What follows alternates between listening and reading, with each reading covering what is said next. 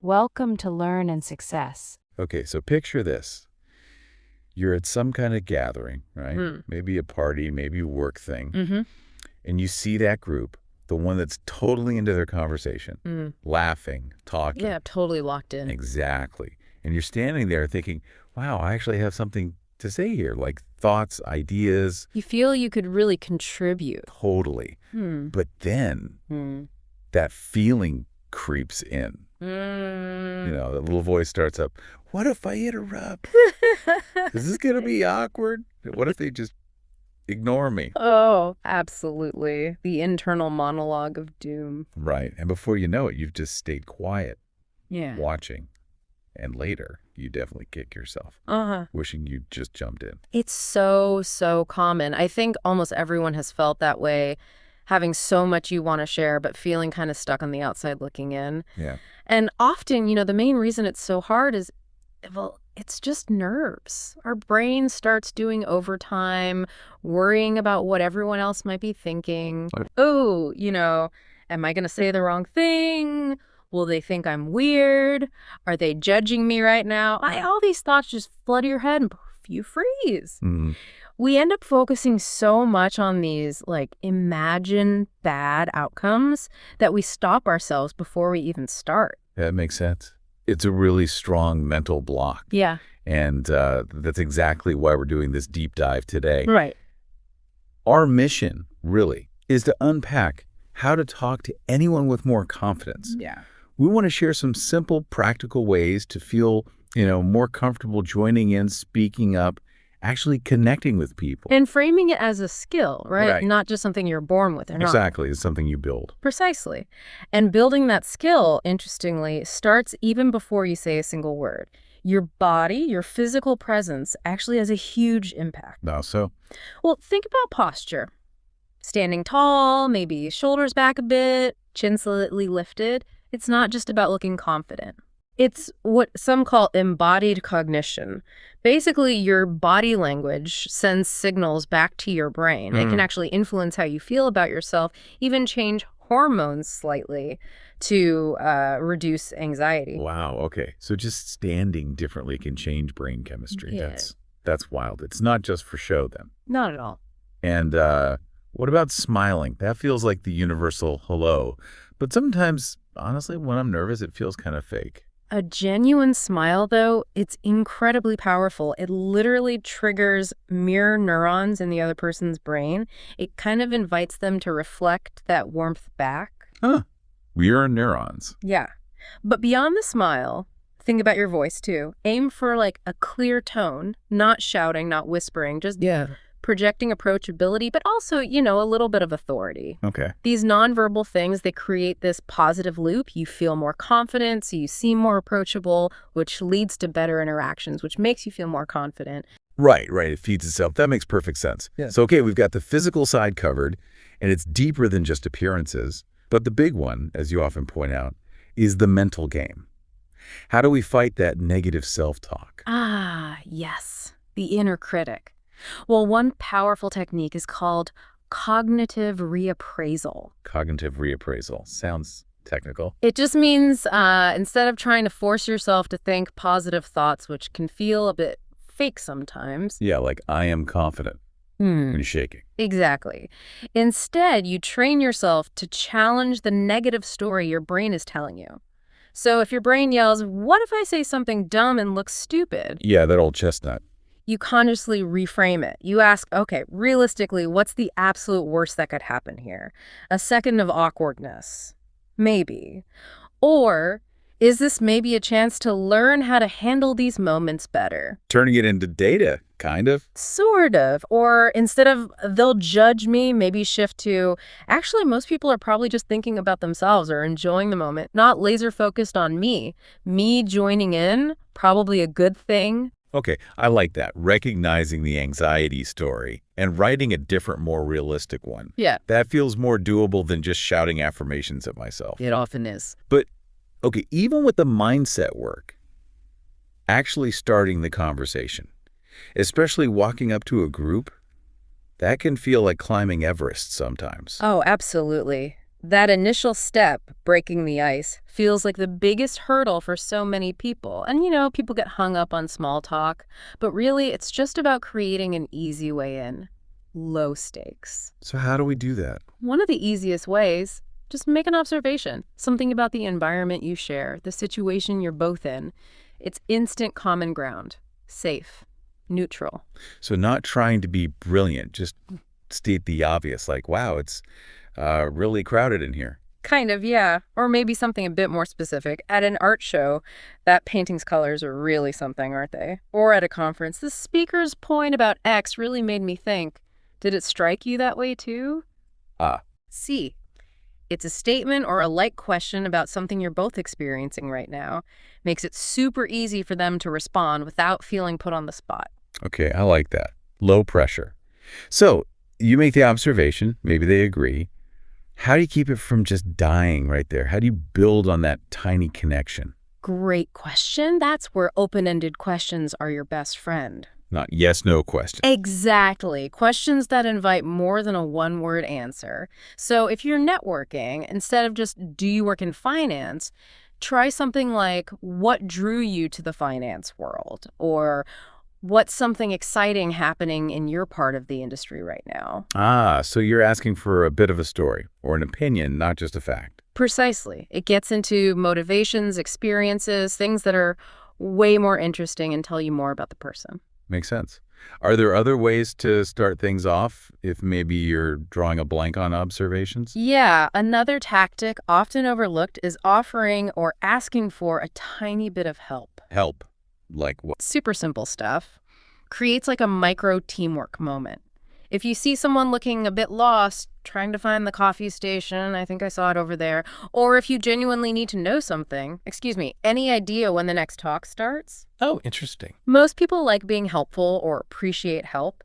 It's a really natural way to just start talking, and it can easily flow into a regular chat. That's pretty clever. A mini shared goal. Yeah. What about compliments? Good idea, bad idea. Can feel tricky. Key things are sincerity and being specific. Generic stuff like nice shirt can be okay, but often falls flat. Right. Try to zero in on something that shows effort or a choice they made or something they did. Like, I was really impressed by your question in the Q&A earlier, super insightful, or that's a really creative solution you came up with for that problem. So complimenting competence or taste, not just appearance. Exactly. It acknowledges something specific and positive about them, which is much more meaningful. And it gives them an easy way to respond, maybe by explaining their thought process. Just, make sure you actually mean it. Genuine and specific. Got it. Okay, so we've broken the ice. We used an observation, maybe asked for tiny help, gave good compliment. Now, the conversation started, but how do you keep it rolling? Avoid those, awkward silences or making it feel like an interrogation. Right, the momentum question. This is where active listening really shines, and you practice what's called reciprocal sharing. Reciprocal sharing, okay. So the best way to keep it flowing is by asking follow-up questions that show you were actually listening, not just firing off random new questions. Oh. If someone mentions they just got back from, say, Italy, don't just jump to, so what do you do for work? Ask something like, wow, Italy, what was the most amazing food you had there? Or what's one place that just blew you away? It shows you heard them and you're interested. And it definitely leads to a better story than just facts. Okay, so follow-up questions. But it can't just be questions, right? How do we share about ourselves without, hijacking the conversation? Good point. This is the reciprocal part. You share something briefly that relates to what they just said. Keyword. Briefly and related. Okay. So if they talk about loving hiking, you could say, oh, that's great. I love getting outdoors too. Actually just found a neat little trail near the river recently. See? You add something, connect, show common ground. But you're not launching into a 10-minute story about your own hike. Exactly. You make it feel like a collaboration, not an interview or a monologue. And crucially, show you're listening non-verbally too. A little nod, leaning in slightly, maybe an, oh, wow, or I see. These little signals tell them their words are landing. It's like a gentle back and forth. Yeah. Tossing the conversational ball. Okay. What if someone shares something a bit negative? like a challenge they're facing or a small complaint. How do we respond without getting weird? That's a great moment for what's called empathetic mirroring, basically showing you understand or can imagine how they feel without necessarily trying to fix it or one-upping them with your own problem. So just validating them. Exactly. Simple phrases. If they say, "Ugh, this project deadline is killing me," you could respond with something like, "Oof, yeah, that sounds really intense," or "I can imagine that's a lot of pressure." No advice, just, I hear you. Pretty much. It makes them feel heard, understood. That builds rapport way faster than jumping in with solutions, and it often encourages them to share a bit more. Okay, that makes a lot of sense. So we've got mindset prep, starting strategies, keeping it flowing. Let's talk mistakes. Common things people do, maybe without realizing, that can actually, like, kill their confidence or make the interaction awkward. Sometimes knowing what not to do is half the battle. Oh, absolutely, a big one. Over-explaining or apologizing too much. How so? Well, when you feel you need to give this long justification for everything you say, or you keep saying sorry for tiny things, like just having an opinion. Yeah, sorry, but I think... Exactly. It subconsciously signals that you lack confidence in what you're saying. Even if your point is perfectly valid, you sound hesitant. Just trust your statement. If they need more info, they can ask. Don't water it down with apologies. That's a really good point. We almost apologize for taking up space sometimes. Okay, what's another common trap? Not really listening. Honestly, this might be the biggest one. Biggest mistake? Quite possibly. We get so wrapped up in our own heads thinking about what we're going to say next, worrying about silence, planning our witty reply that we completely miss what the other person is actually saying. Remember that conversation as patch idea. If you're always winding up to throw your next ball before you've even caught theirs, it's not really a game anymore, is it? No, it's just throwing things. Right. Real listening means hitting pause on your internal chatter and focusing, trying to understand their point, their feeling, seeking to understand, not just waiting to speak. That links directly to another one, I bet. Lack of eye contact. Looking away, staring at your shoes. Precisely. Eye contact is huge for building trust and showing you're engaged. It says, "I'm present, I'm with you." Doesn't have to be a creepy stare, though. Oh, God, no. Not an intense, unblinking stare. Just a comfortable, natural gaze. Look at their eyes, then maybe briefly at their mouth or nose, then back. It just shows you're connected to the conversation. Massively boosts how confident you seem and how valued they feel. Okay, super important. So we know how to start, keep going, what not to do. What about getting out? Ending the conversation gracefully. Nobody wants to be trapped, but vanishing mid-sentence is also weird. Ah, the graceful exit. Very important for leaving a good final impression. One really simple way is using a time bridge. A time bridge? Yeah, just briefly mentioning something else you need to do or somewhere you need to be, like, "Well, it's been really great chatting, but I should probably go mingle a bit more," or "I need to grab a coffee before the next session kicks off." Ah, okay. Provides a clear, polite reason without making it about them. Exactly. It's neutral. What if there isn't an immediate excuse? You just want to wrap it up positively. Then just genuinely express appreciation for the chat. Something like, "I really enjoyed talking with you. Your perspective on that topic was really interesting." Or simply, "It was a real pleasure meeting you." Nice. Reinforces the good vibe. Yeah. And if it's true and appropriate, you could suggest connecting again. "Let's definitely continue this another time." Or maybe we could connect on LinkedIn. Okay. And then just Yeah. a simple goodbye. Yep. A simple, "Have a great rest of your evening," or "Take care," works perfectly. You can combine these, for instance. It was great talking, especially about your trip. I actually need to head over towards the stage now, but hope you have a wonderful night. Smooth, positive, clear. We've covered a ton here, seriously. Preparing your mind, how to actually start talking, keeping it going, common mistakes, even how to end it smoothly. Feels like a pretty solid toolkit we've built. Absolutely. And, amongst all those tools, all those techniques, if there's one single thing, one absolutely crucial takeaway, it has to be about being present, truly listening. Listening is the key. It really is. You just can't have a genuinely confident, successful conversation if you're not listening properly.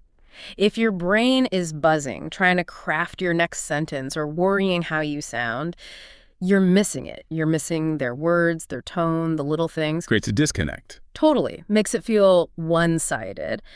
But when you really train yourself to listen, not just pause while they talk, but actually try to get where they're coming from, their feelings, their point, something shifts. What happens? The other person feels it. They feel seen, heard, valued. And that deepens the connection instantly. It makes them engage more with you, which, guess what? Boosts your confidence naturally. It's a virtuous cycle again. Exactly. Your own responses become better, more relevant, more empathetic, because you're actually responding to them, not just your internal script. The whole conversation flows better.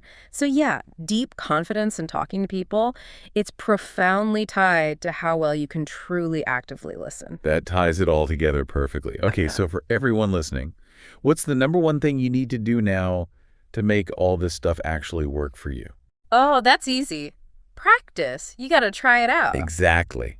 That's the key takeaway. All these ideas, they're skills. Yeah. And like any skill, playing guitar, learning to cook, whatever, they only get better with practice. You can't just know this stuff. You have to do it. So find ways to practice. Maybe it's just reframing negative thoughts in the mirror. Maybe it's challenging yourself to ask one open-ended question next time you chat with a barista. Or really focusing on listening, just truly listening in your next team meeting. Every little attempt counts. And maybe after you try something, take just a second to think about it. Like, okay, how did that feel? What worked? What felt a bit clunky? What could I maybe tweak next time? Reflecting on it. Yeah, that little bit of reflection, it really helps you learn faster, helps you grow. We really hope this deep dive gives you some tools, some confidence to step into those conversations you might have avoided before, to feel more comfortable sharing your own unique voice. So as you go about your week, maybe think about this. What's one specific tip from today that you're actually kind of excited to try out in your very next conversation? Give it a shot. Keep practicing, keep reflecting, and keep connecting.